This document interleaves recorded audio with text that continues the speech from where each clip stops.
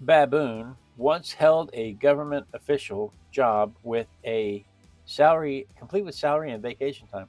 We'll talk about that and more fun Cape Baboon facts as we sketch this little monkey. So let's turn the page and get started.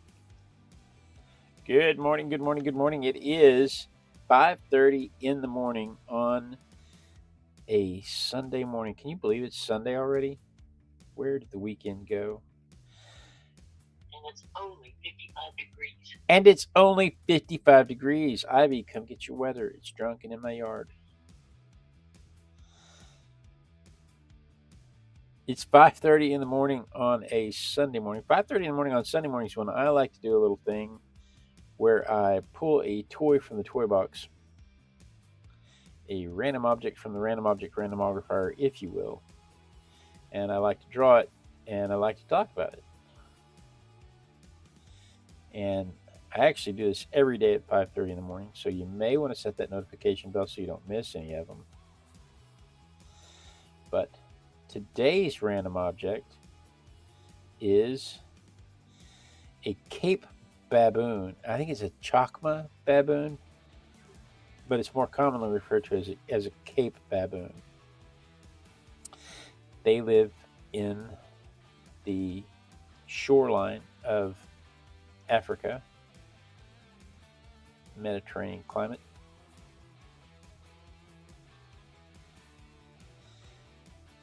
And they were separated from the other baboons about 5 million years ago as the savanna opened up and cut them off from the rest of the baboons.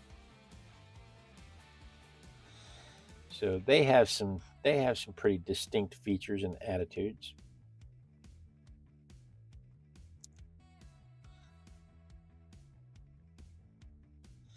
So we're going to talk about that today.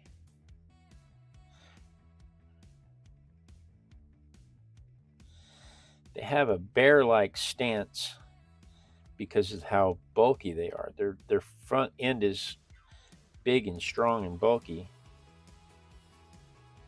compared to most other primates.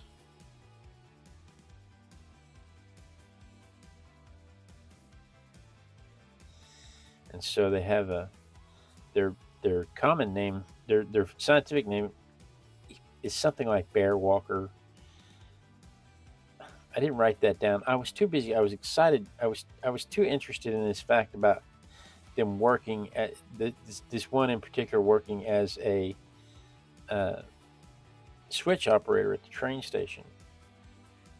Had an actual job, got paid a salary, 20 cents a day, and a half a pint of beer every week, half a bottle of beer every week to be a switch operator.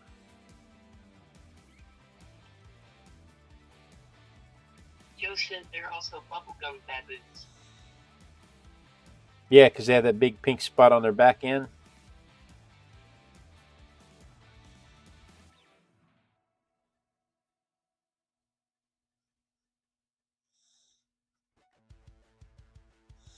Yeah, they have this big bright pink spot on their back end, and it changes color based on where they are in their mating cycle.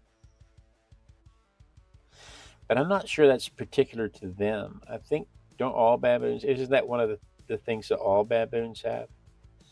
They get that big puffy pouch when they're in estrus, or that big puffy area when they're in estrus. So a guy named James Wide in the 1880s, a guy named James Wide lost his legs in a railroad incident, and he saw a baboon in town that had been trained to push a cart. And so he bought a baboon named Jack, and he trained Jack to push him around town in a similarly in a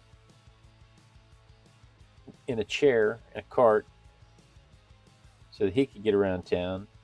And then he trained Jack to help him around the house, to pick up things off the shelf, to go to town and go shopping with him. He trained Jack to do all kinds of stuff, but eventually he trained Jack to do his job at the railroad. And Jack was operating the switches at the railhead, and a passenger noticed it and told the train officials that a baboon was running their switches. And so the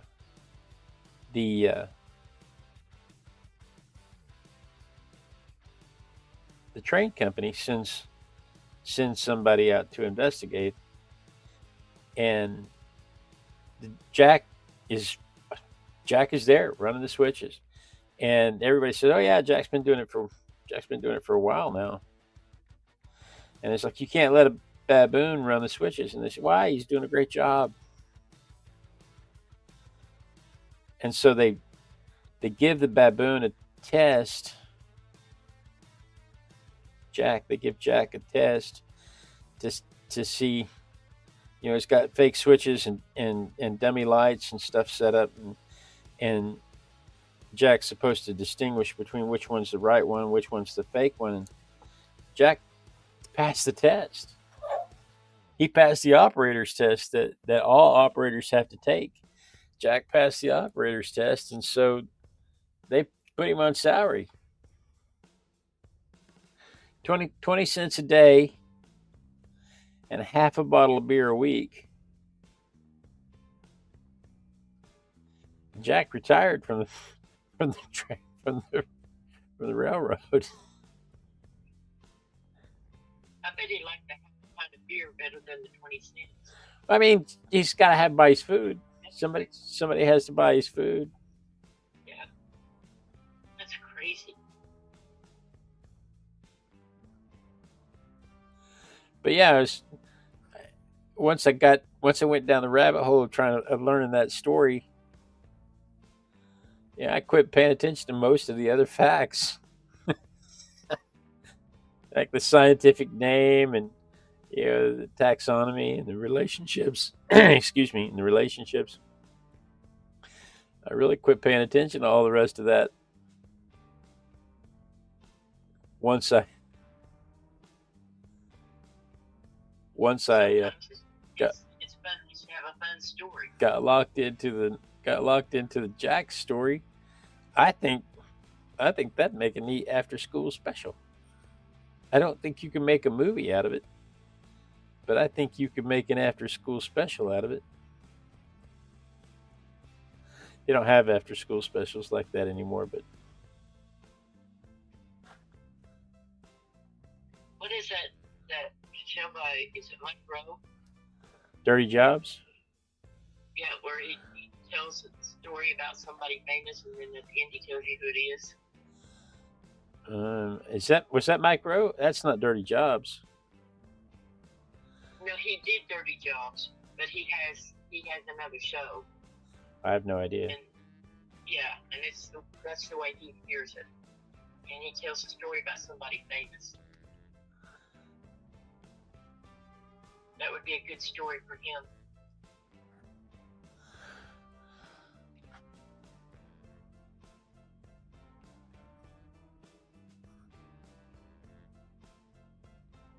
I have no idea.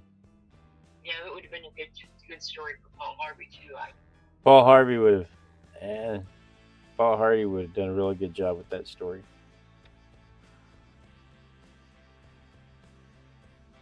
Yeah, I miss Paul Harvey. He was a great storyteller. I wonder if you can buy Paul Harvey tapes, recordings. They don't call them tapes anymore. Like you could buy the old baseball games and stuff.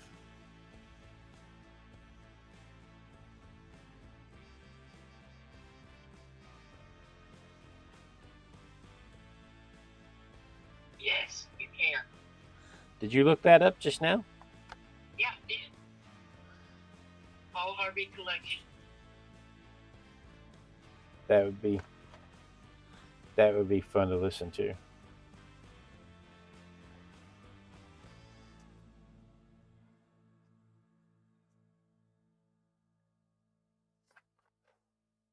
So my fingers worked in the morning so I can look things up.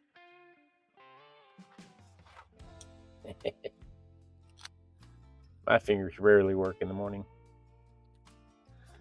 Tell you what, let's go ahead and add in some texture here while we're at it. So these things are 45 inches long. They're one of the largest primates. They're one of the largest monkeys. Let's rephrase that. And they're 45 inches long, about 97 pounds. 45 inches is about 3 deep sea isopods, for reference.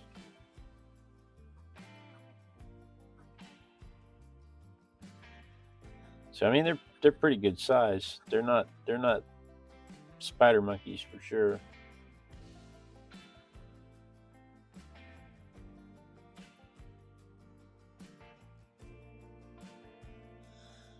They're pretty good sized monkeys, and they are monkeys.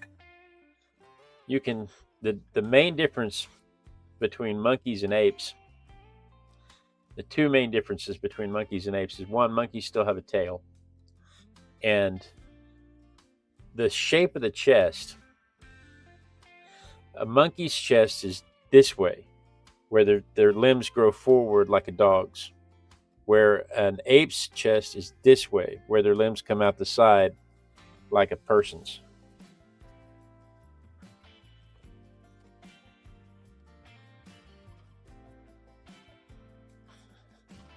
And so if you're ever looking at a primate and you're ever wondering, a lemur for instance, if you're ever looking at a primate and you're wondering, is this an ape or a monkey? The two main questions are the shape of its chest and whether or not it has a tail. Then you can dive into the more important things like, does he tip his waiter? Is he nice to his mother? Is he good with children?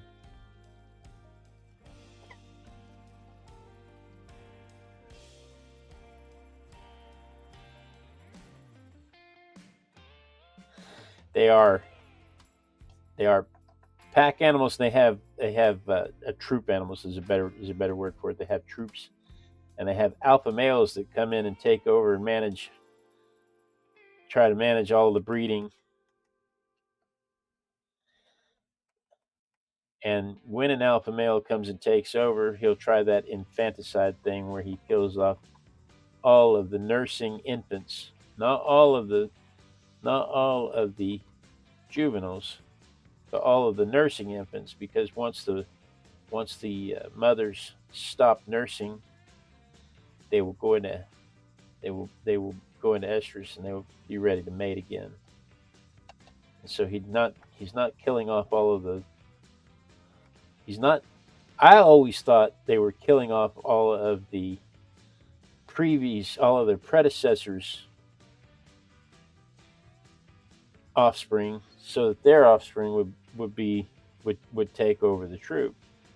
That's how they've always expressed it to me. That the infanticide was because they were trying to make sure that their genetic dominance is what got spread to the next generation. That is how it was always expressed to me. But they don't kill the juveniles that are not nursing. They only kill the nursing juveniles. And that's specifically so that the mothers will go back into heat, so they can mate immediately.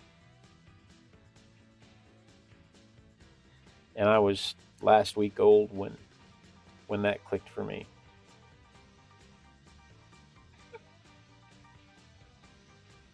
Because it had never been expressed to me that way before. It had always been like all the nature shows always just expressed it as when he takes over the troop, he will kill all of the living offspring. And it turns out they don't kill all the living offspring. That's just drama for television. This is my favorite part of the process, by the way. This is the part of the process that turns it from a bunch of lines into a dimensional drawing and gives it shape and form.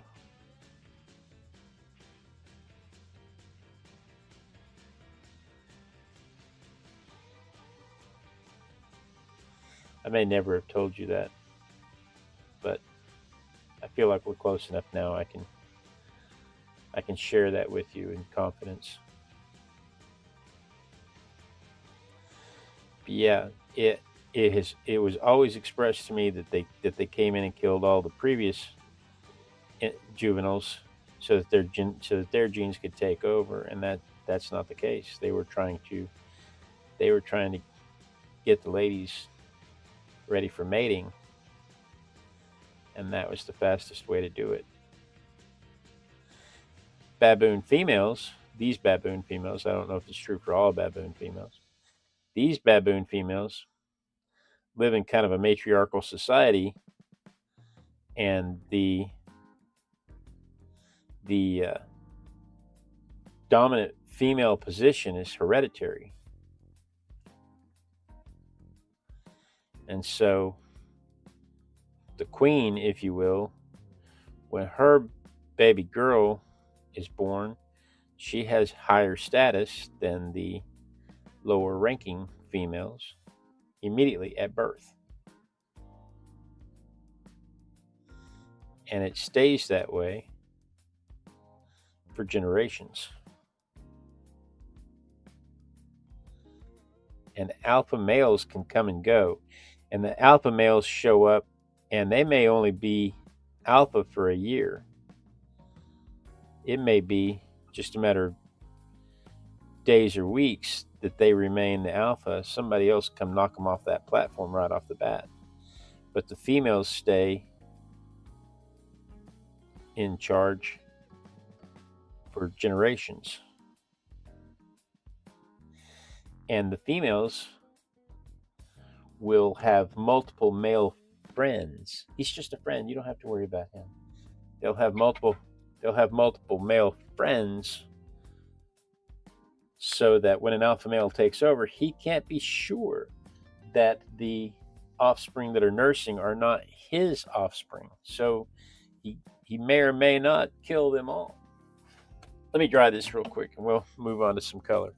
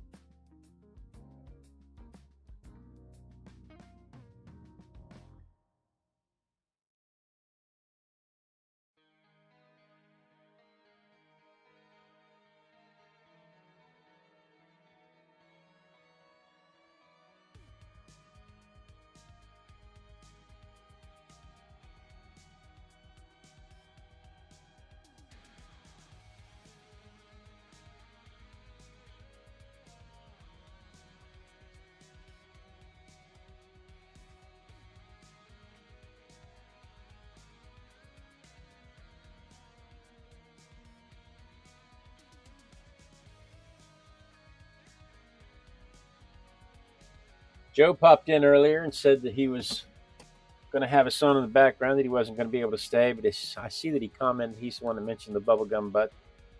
And we've got Ivy with us this morning. Good morning, Ivy. She sets her alarm to join us on Sundays. And Rick and Pamela are back from Guyman days. Pamela says she still has guests, but she couldn't stand it anymore. She missed us, and we missed you too, Pamela. I'm glad to see you. Guyman days is that's the rodeo, isn't it?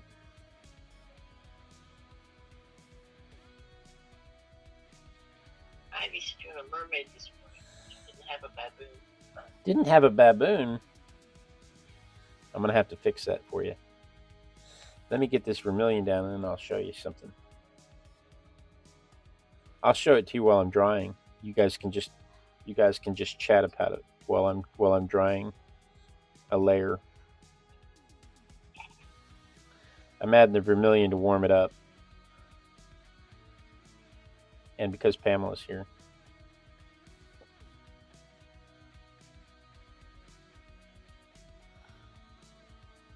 Same way I dry a little bit longer when Ivy's here, so she can be here for the paint drying, and I dance a little bit longer when Claudia's here, so she can be here for the dancing.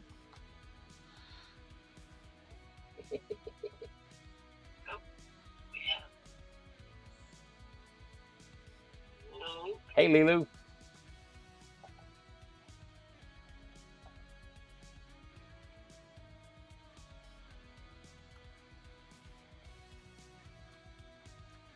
Let's come in with a little yellow ochre.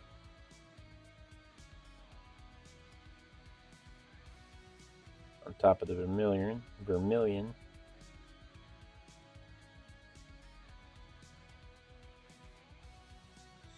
To give it a little bit of blonde look.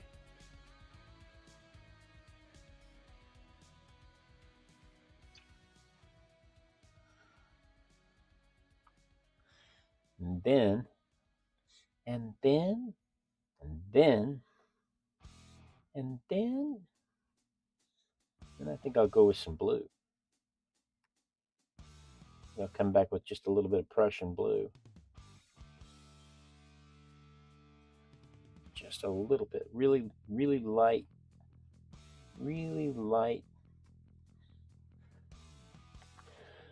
amount of Prussian blue.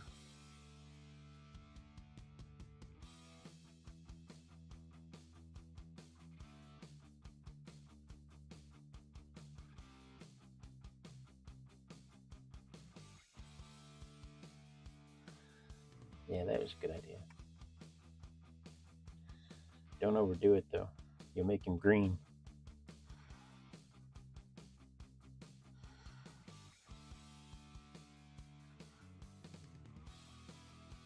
It's okay if you paint outside the lines, Ivy.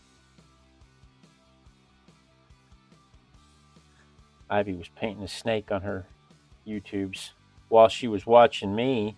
She was recording herself painting a snake, and I got so tickled listening to her laugh at my jokes.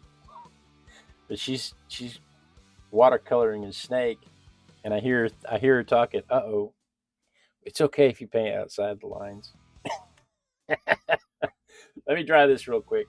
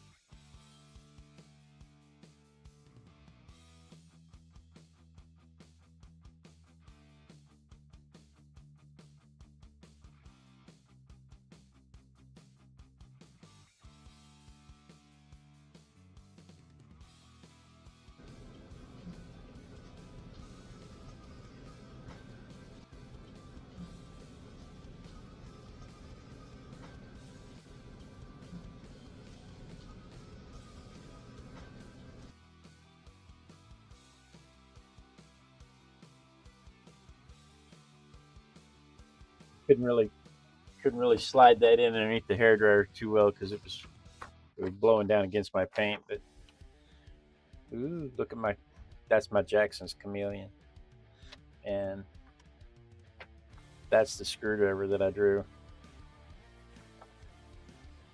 So we'll have to do something about you not having a baboon.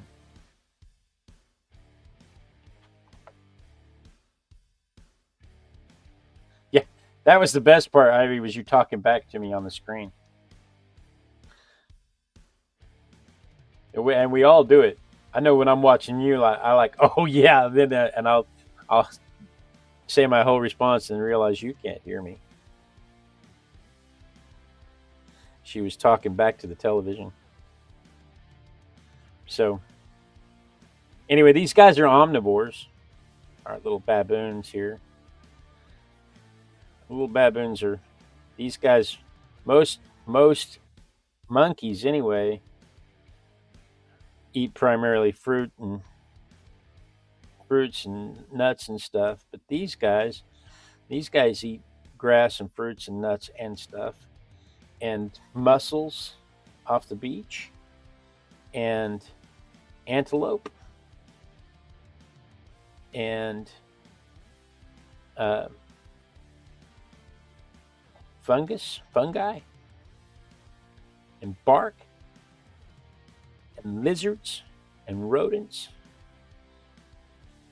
And they have canine teeth as large as uh, leopard teeth. Their canine teeth are as large as leopard's teeth.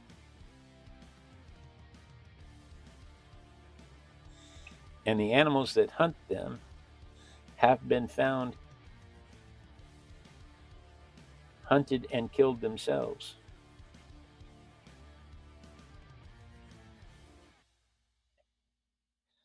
As these guys are quite adept at fighting and using those large canine teeth that they have.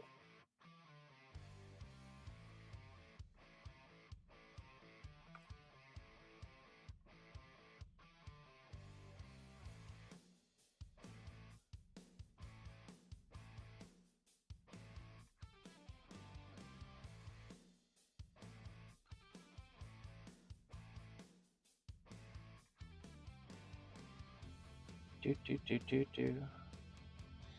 They're not endangered, but they're actually considered least concern. They're not endangered, but they are in trouble, mostly because the local populations see them as a pest. The local populations to the local people, these things are stealing their food.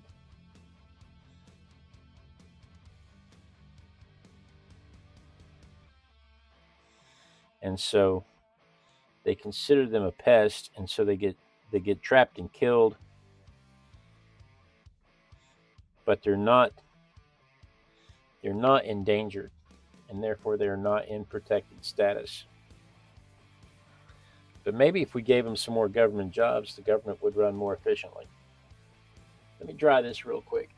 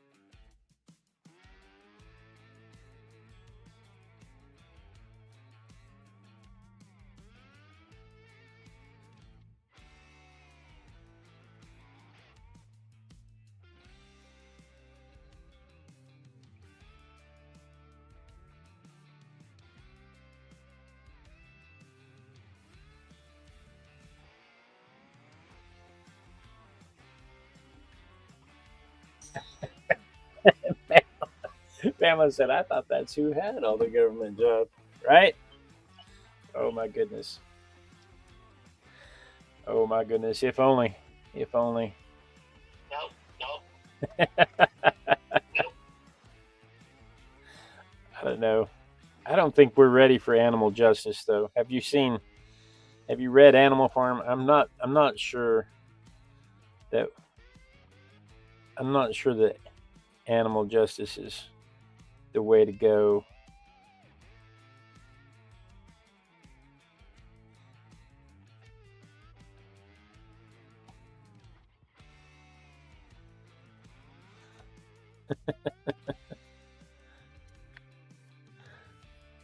switch operator. It's really amazing. Making $1 a week, 20 cents a day, $1.40 a week. Probably didn't get a day off. Probably didn't want a day off. Oh, didn't know. Didn't even know what that meant. That's the best part about it. He can't even read about the Sabbath. Has no idea that he's supposed to have a day off.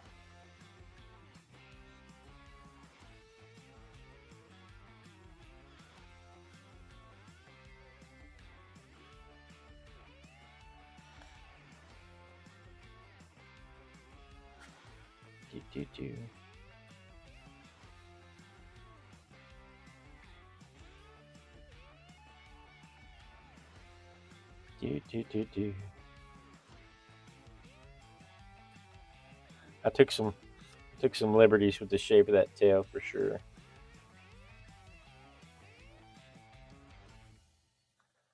I didn't look up how long they live. I have no idea how long they live. Could you look that up for us, Mom? Yeah.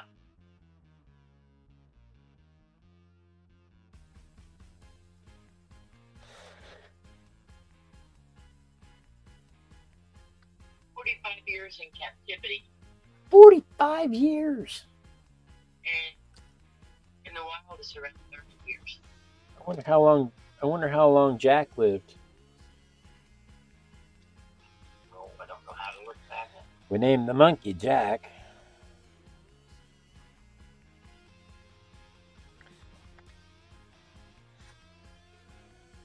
I bet if you punched in Jack, the Baboon signal operator,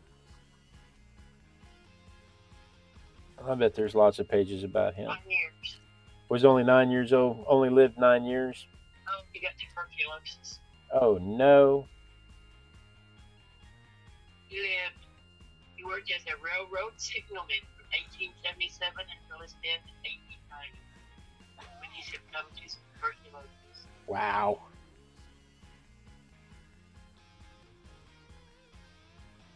It is apple fritter day, Pamela. All right, so there is my Cape Baboon compared to the photograph. Let's see what it looks like compared to, from my perspective.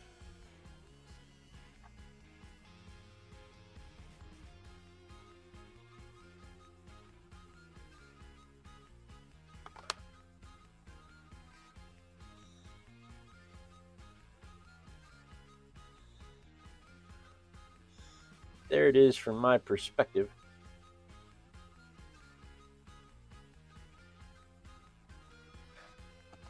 So that's what I did this morning.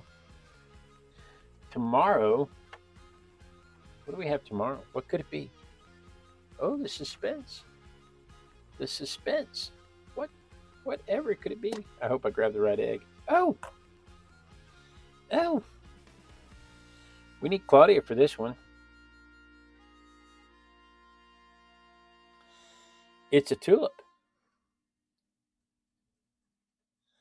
Looky there.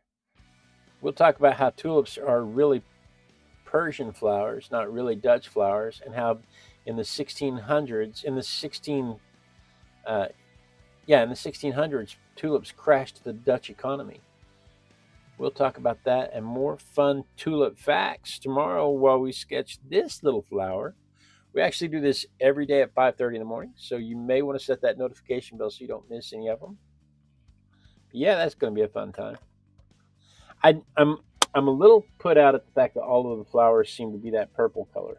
It's like they had extra purple laying around and they said, yeah, let's just make some flowers. When there are so many, what are there? 27,000 variations of tulips, if not more. Anyway, we'll talk about that tomorrow at 5:30 a.m. Texas time while we sketch that little flower. I could just launch right into it because I love talking about stuff like that. Okay, well, guys, thank you so much for joining me.